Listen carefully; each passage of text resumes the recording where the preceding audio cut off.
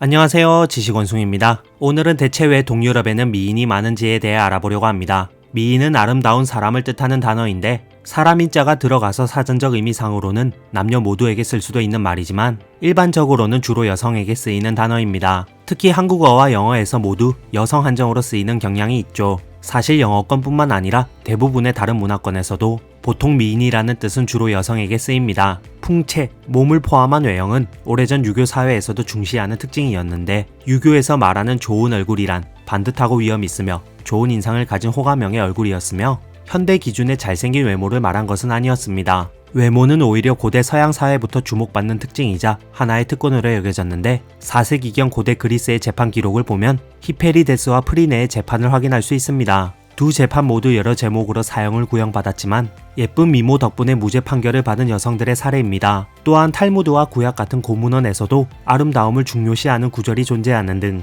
서양 사회에서 미는 절대로 경시되지 않았죠. 어떠한 사내라도 미녀에게는 저항할 수 없다. 미녀가 사람을 끌어당기는 힘은 황소보다 세다. 아름다움은 권력이다. 미인은 항상 승리한다. 서양 문화 속에서 미인을 찬양하는 문구는 어렵지 않게 발견할 수 있습니다. 스파르타의 왕비 헬레네가 미인이 아니었다면 트로이 전쟁은 일어나지도 않았다 라는 우스갯소리가 괜히 나오는 것이 아니죠. 현대 사회에서 미의 기준은 서양 백인 쪽에 맞춰져 있는데 실제 우리나라 사람들도 대부분 서양인들 보면 더 예쁘고 잘생겼다고 생각합니다. 물론 동의 못하시는 분들도 있겠지만 소수에 불과하죠. 실제 한국 남성들이 서양의 백인 미녀를 떠올리면 동유럽 여성의 이미지를 먼저 떠올립니다. 하얀 피부, 깊은 눈, 긴 속눈썹, 큰 키와 늘씬한 다리, 작은 얼굴, 오똑한 코, 인형 같은 외모를 가지고 있는 여성분들이 동유럽에 많죠. 동유럽 여성들 중에 미인이 많다라는 생각은 동아시아 남자들만 가지고 있는 것이 아니라 서유럽 남성들도 동유럽 여성들 중에 미인이 많다고 생각하고 있습니다. 그럼 왜 유독 동유럽에는 미인이 많을까요?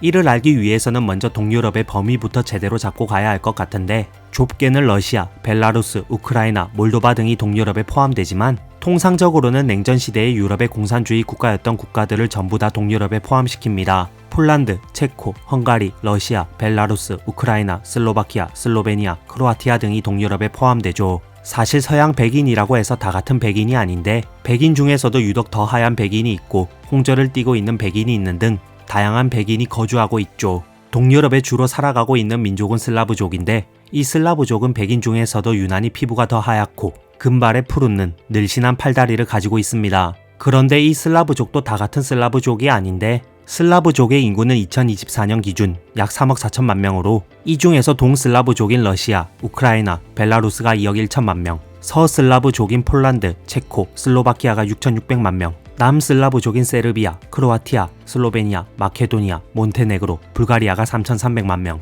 이 밖에 약 1,000만 명의 슬라브계 주민이 남북 아메리카 등지에 살고 있습니다. 이 중 우리가 흔히 떠올리는 동유럽 미인은 바로 동슬라브족인데요. 러시아, 우크라이나, 벨라루스 이 3개국이 동유럽 미인의 전형으로 뽑히고 있죠. 우크라이나에서는 김태희가 밥 갈고 한가인이 소몰고 다닌다는 우스갯소리가 아직도 떠돌고 있고 세계에서 가장 아름다운 미녀들이 사는 10개 도시 목록에서 우크라이나의 수도 키예프는 단골 1위입니다. 심지어 우크라이나 현지인들조차 그렇게 생각하고 있는데 일본 아사히 신문이 키예프 여성을 대상으로 조사한 결과 89.5%의 여성들이 우크라이나에는 미인이 많다라고 답했죠. 현재가 아닌 먼 과거로 거슬러 올라가더라도 그리스 로마 시대 때부터 슬라브족 여성 노예는 인기 넘버원이었고 그 후로 칭기즈칸의 몽골족 역시 슬라브 여성 노예 쟁탈전의 혈안이었고 이러한 분위기는 오스만 제국에까지 이어집니다. 현대에 들어서도 계약으로 결혼하는 1순위가 슬라브족 여성이죠. 흰 피부 플러스 금발 조합이 요 근래 서양 때문에 좋아진 게 아니라는 거죠. 원래 다들 좋아했습니다. 동유럽에 미인이 많은 첫 번째 이유는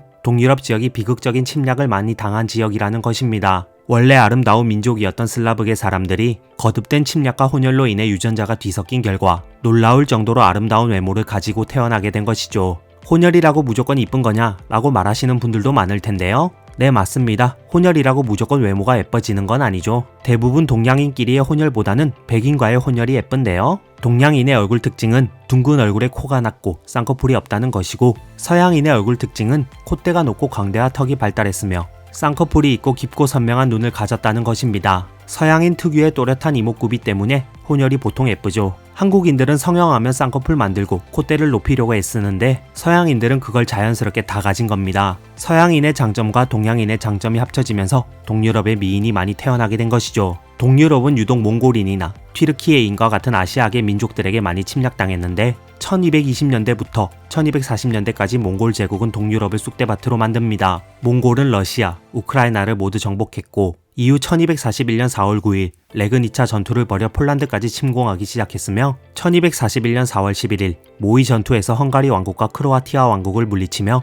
헝가리와 크로아티아를 쑥대밭으로 만들어버립니다. 몽골군은 여기서 만족하지 않고 불가리아 제2제국에도 쳐들어가게 되죠. 이 과정에서 몽골군은 슬라브족 여성 노예 확보에 열을 올립니다. 그리고 동유럽은 몽골뿐만 아니라 오스만 제국에 의해서도 여러 번 침략당하는데요. 오스만 제국의 술탄 바예지드 1세는 1396년 헝가리 왕국을 필두로 한 십자군 세력과 전투를 벌입니다. 이 십자군은 헝가리 왕국, 신성 로마 제국, 프랑스, 왈라키아, 폴란드, 잉글랜드, 스코틀랜드 왕국, 구 스위스 연방, 튜튼 기사단, 베네치아 공화국, 제노바 공화국, 성요한 기사단이 결집된 십자군이었습니다. 이들은 니코폴리스 십자군이라 불리며 중세시대 최후의 대규모 십자군이었습니다. 하지만 이 십자군은 오스만 제국에 의해 괴멸되고 오스만 제국의 10대 군주였던 슐레이만 1세가 술탄이던 시기에는 오스만 제국의 영토가 중앙 유럽까지 확장되죠.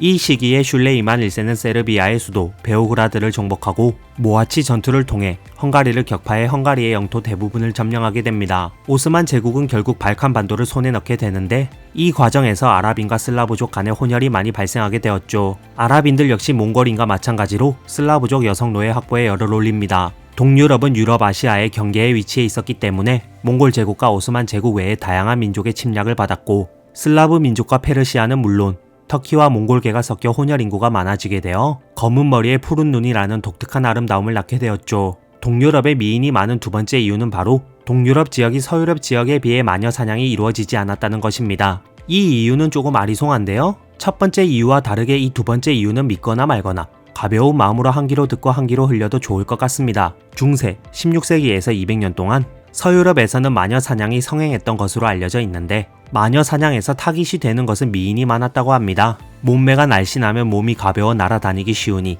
마녀일 가능성이 높다고 판단했고 많은 미녀들은 마녀 혐의를 받고 화형에 처해진 것입니다. 여기서 성인 여성뿐만 아니라 신생아 여자아이가 아름다웠던 경우도 마찬가지로 살해되었습니다. 반면 동유럽 슬라브계 주민들의 영토에서는 이 일련의 무서운 마녀 사냥이 유행하지 않았고 그다지 영향을 받지도 않았습니다. 즉 동유럽의 미인이 많은 이유로 서유럽과 비교해 중세의 미녀가 죽임을 당하는 일이 적었기 때문에 미녀가 태어날 확률이 높았다는 것. 하지만 이 마녀 사냥으로 희생된 여성의 수는 4만에서 6만 명으로 당시 전 유럽 인구 대비로도 그리 큰 비율은 아닌데다 남성 중에도 미인이 되는 유전자를 가지고 있던 사람들이 많이 있었을 것이기 때문에 큰 영향은 없었을 것이라고 주장하는 사람들도 많습니다. 동유럽의 미인이 많은 세 번째 이유는 바로 후천적인 자기관리입니다. 동유럽 여성들은 선천적으로 뛰어난 외모 유전자를 가지고 있을 뿐만 아니라 식단 관리, 피부 관리, 운동에 많은 돈과 시간을 투자하죠. 유럽은 다 선진국일 거라는 우리의 편견과 다르게 동유럽 지역은 러시아를 제외하고서는 한국보다 경제 규모가 작고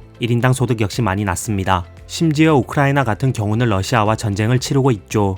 그래서 그런지 동유럽에서는 외화를 비교적 쉽게 벌 수 있는 모델을 꿈꾸는 여성들이 특히 많은데요. 한국에도 현재 동유럽 출신 모델 여성들이 많이 활약 중입니다. 대표적으로 안젤리나 다닐로바를 가장 먼저들 떠올리실 것 같은데요. 한국에서 활동하는 외국 미녀 연예인의 대표격이며 국내에 두터운 매니아 팬층을 가지고 있어 꾸준히 사랑받고 있습니다. 안젤리나는 자신은 러시아에서 평범한 외모라고 주장했는데 이로 인해 진짜로 러시아에서 평범한 것이라는 오해 혹은 착각이 널리 퍼지게 되었다고 하죠. 미인은 어디서나 미인인 만큼 당연히 겸손이고 안젤리나는 러시아에서도 미인이며 절대로 평범하지 않다고 하네요.